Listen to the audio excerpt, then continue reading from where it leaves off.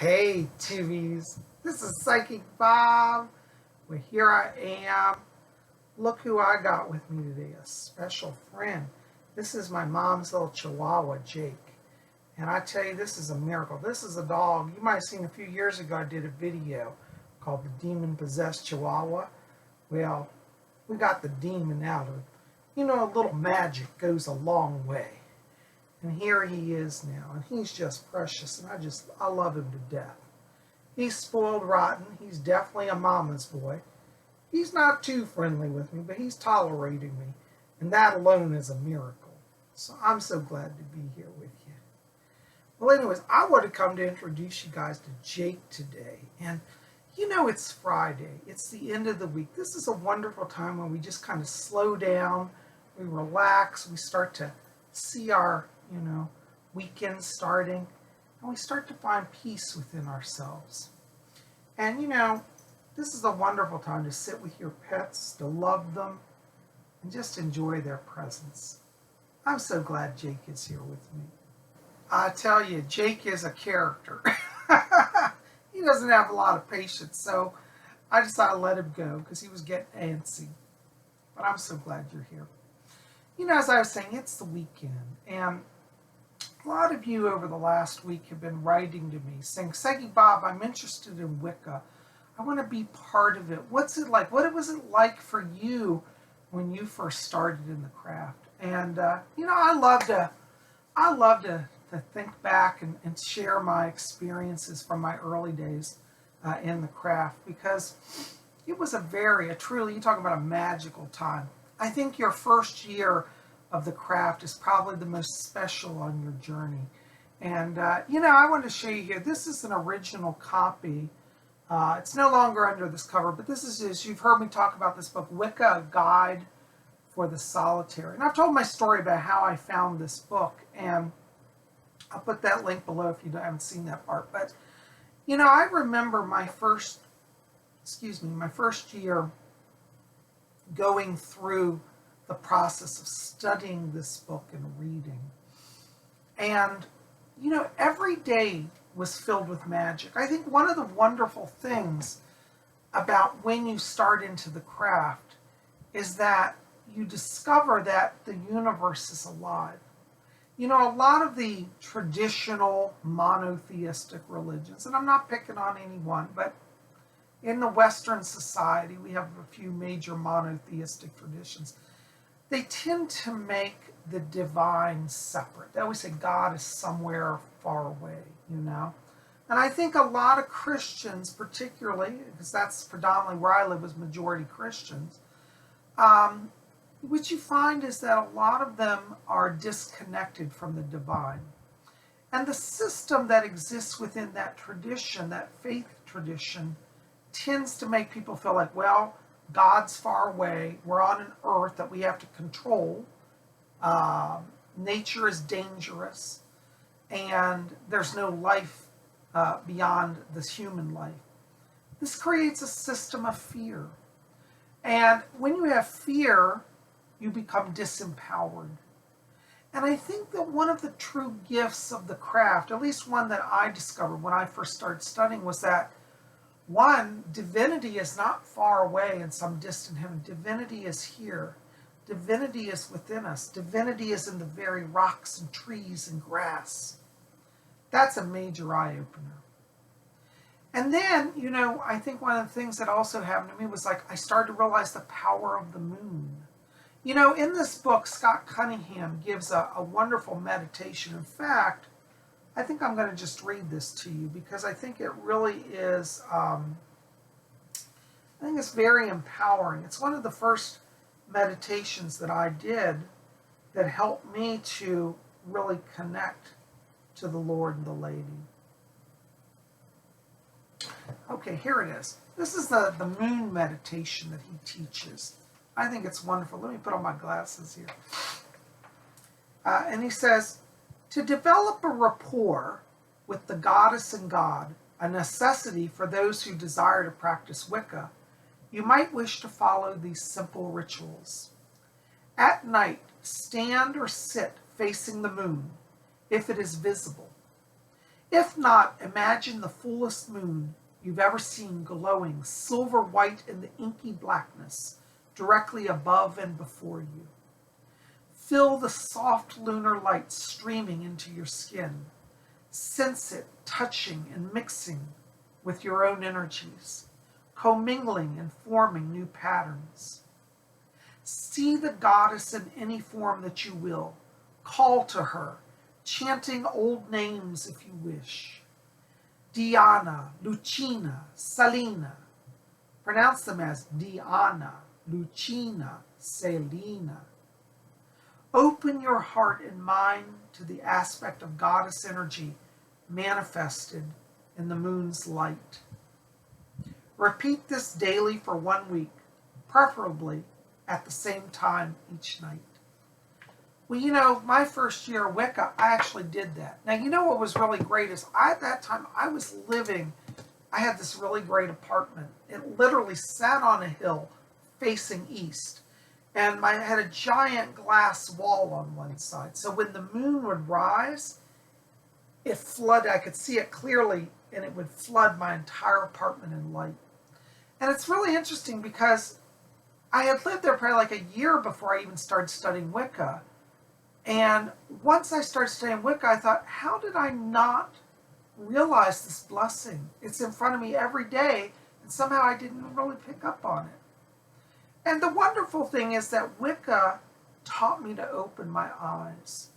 And so if you're somebody and you're saying, well, gee, Bob, how do I get into this spirit? You seem to be attuned to it, but I don't know how to get there. That's how I started. It was literally as simple as learning to watch the moon rise. And when I realized that I had this great setup to see the moon every single night, I planned my day around being able to watch the moon rise. Now, some nights it wouldn't rise till, midnight, and I couldn't always stay up because I had a job in those days, a 9-to-5 job. But, as much as I could, I'd be up to watch the moon. And I tell you, it was wonderful. And when I started my first rituals, I would sit in front of that big giant glass wall, and I had my altar, and the moon would rise, and the silver light would stream in on me and on my altar. And my altar had a silver chalice and an athame. I think that's all I had. When I first started, I just had an athame and a chalice. And eventually I got my pinnacle and my wand. But those first tools, I remember seeing them glow in that silver light. And so I think, that's the wonder of the craft. And for those of you who are starting out, I encourage you, immerse yourself in the teachings. Really take the time to find that magic. There's nothing like good ritual. And, if you make it a point to have a daily ritual, maybe it's simple. You may not have time to cast a full circle and do a full ritual like that, but like sitting to watch the moon rise every night, you attune to it. You know the energy. You start to know, gee, it's waxing moon, it's waning moon. I never paid attention to the moon. Even though I loved the moon, even as a kid, I didn't know that, that's waxing when it's that way and it's waning. And you start to learn the patterns. And it connects you to the life cycle and the energy of the goddess. And now whenever I see the triple moon symbol, which I love, I'll put it up here.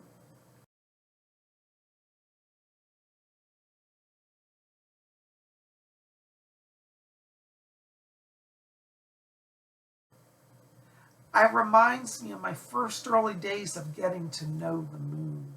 So that's one of the most mystical and magical experiences, If you're first starting out in the craft, take your time, really get time alone. I know some of you live in houses with crazy families or roommates, but if you can, maybe just get out in the woods, take a copy of a good Wiccan book, and sit and study it. Sit and learn the rituals, learn the meditations, learn the techniques. They will give you power. And not only power, they give you joy. The joy in my heart from the Wiccan faith all started because I dared to pick this book up. It's funny. I really believe that the craft enters your life, for those of us called to this path, at the time when it's really supposed to. Because I actually saw this book about 3 years, and it was this exact cover, um, sitting in a store. It was at Tower Records. Tower Records, I don't know if you know, there used to be a bookstore and a record store. In Tower Books, this book was sitting on a shelf in Tower Records. And I picked it up and I said, Wicca, what's that? I had no idea what it was. I looked at it, I said, this sounds kind of neat. And I said, somebody, I said, this looks neat. I was, talking to somebody, and they said, oh, that's a book about witchcraft. And I thought, witchcraft? That sounds a little, I don't know. And I put it back. See, the timing wasn't right for me then. So I was a little freaked out by the craft. Even though I was a psychic, I thought, oh, psychism has nothing to do with witchcraft, I was very much under the stereotypical beliefs about Wicca that many in our culture have. But then one day, as I told you the whole story about how I was accused of being a witch, and I started seeking it out. And then I discovered this book, and I thought, wow, here's this book again. And then I said, wow, I really am a witch. Oh my God. And when I read this book, after the first time I bought it, it's like the veil came off of my consciousness. My eyes were open. And then I saw the moon. I saw the sun. I saw the trees. And that's why, I'm not saying you have to do it my way, but I'll tell you, if you're just starting out and you don't know which way to go and you're looking for help, I just don't think you'll go wrong with Scott Cunningham, okay? I just think his stuff takes you to a place that helps you to be more awake. So that's why I'm always talking about him. I love him. In fact, I'm going to set up a memorial shrine to him in my house because he was such an influence on my life.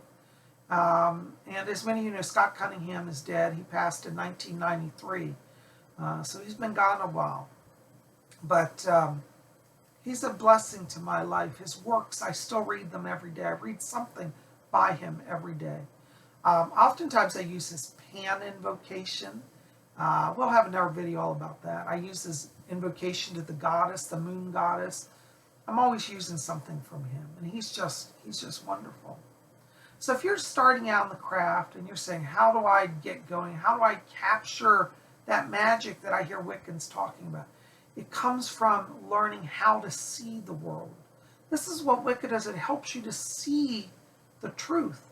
That rock out in your yard isn't just some old chunk of, minerals. It actually, not only is it minerals, it has crystalline structure. It has power. It's connected to Gaia, to the great goddess. Her energy emanates through it. And when you start to work with the teachings of the craft, nobody has to preach to you about the craft. It shows itself to you. This is why we don't proselytize. We don't go out and say, you have to hear the word of the goddess and get saved. No. We say, for those who are called, we welcome you. And if you're not called, that's okay too. You probably have a different path. So we're not into making you join us or convert. But I will say, for those of you who feel a void in your life, those of you say, I just don't know if I believe in anything. I feel like I don't believe in religion. I don't think there's a God. I don't believe in anything. Before you chuck it all in and go hardcore atheist, I would say at least explore the craft. It doesn't make demands. It doesn't tell you have to see things this way or that way. It says this is how it's been traditionally seen and done. And maybe it will help you. But it allows you to find the power and the truths for yourself. This is why I wear my Pinnacle shirt. When I first started in the craft, excuse me, I'm hiccuping here. I was underground. I was what they call in the broom closet. I was at a job where it was predominantly atheists. And if I came out as a Wiccan, I would have literally lost my job. And I actually had a boss who said if he had any Wiccans ever come into the company, he would fire them. He thought that was stupid and should be done away with. He had no idea that I was a Wiccan. But you see, nowadays I openly wear the symbols of the craft because I'm proud of who I am. I am practicing Wiccan and pagan pride. And there are so many people now that are still in situations where they can't be open. They can't come out because there are still, sad to say, repercussions for being a Wiccan. I find it funny. You can be Muslim, you can be Buddhist, you can be any other religion. But if you say you're Wiccan, somehow that's verboten. That's forbidden. That's bad. And that's a lot of false prejudice, a lot of it created by Hollywood, a lot by the Christian church, and by just plain ignorance. But for those of us who are able to come out, we're going to stand for Wicca. And that's why today I openly walk around town wearing pinnacles. You know, the truth is, honestly, most people today don't even care what you are. So the persecution is different. But if you're in a circumstance where, you live in a town, and I know there are still areas like this, particularly in the United States at least, where to come out would mean you'd lose your home, you'd lose your job, you'd lose everything. It's because there are people, I've heard of this, Wiccans, they like maybe renting a house, and the landlord comes and finds out that they're Wiccan, cuts their lace, tells them you got 10 days to move, get out, or I'll take you to court for, breach of contract. So there are people who have still to suffer. And that's why those of us who can be out, who can share it, we need to be the voice, be the light, be the presence of Wicca if you're able to. And if you're one of these people who say, Bob, I just can't come out yet. It's just too much. My family would disown me. I'd lose my job. That's okay. You stay safe. You don't have to do anything. There are those of us who are working on behalf of Wiccan rights all over the world, and I'm one of them. So you know that here at Spirit Channel, you're safe. You can come, explore, ask your questions, meet others. This is why I created the Order of the Purple Cord. The Order of the Purple Cord allows us to gather, to connect. We have a wonderful Facebook page. In fact, let me put the link there for you. It's facebook.com/Order of the Purple Cord. Lady Angela and I are over there, and we talk to people and post videos, and it's a place, a gathering spot, and that's what we made it for. So if you want to be part of our scene, definitely consider checking it out. You might want to visit my website, robert-schickman.com. That tells about the requirements of the order. But I'm not going to get all into the technical stuff on the order today, because really what this video is about is to help those of you who are new. You're new to the craft and you want to connect, you want to know the goddess. This is a place to do it. It's a safe place. I really encourage you, if you haven't started reading, get this book. Read a lot of books. Don't just stop at this one, but this is definitely a great place to start. Or if you've read some other books and you're still not sure, pick this up, get its perspective. I have books as well. If you go over to my website at robert-schickman.com, I have a book called Psychic Bob's Book of Wiccan Wisdom. And it's a kind of a lighthearted approach. It shows kind of my thoughts and ideas that I've learned over this past 17 years of being a Wiccan. I started in 1999. Can you believe it? Now it's 2016. I don't know where the time goes, I swear.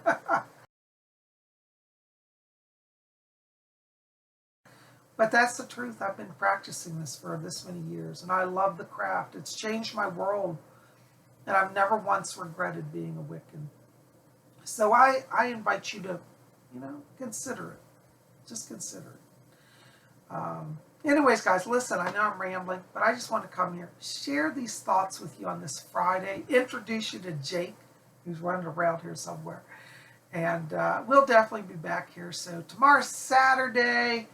I don't know that we'll have the seance tomorrow. It depends on my schedule, but we'll have a video of some sort, okay? But I'm back with you guys. I love you.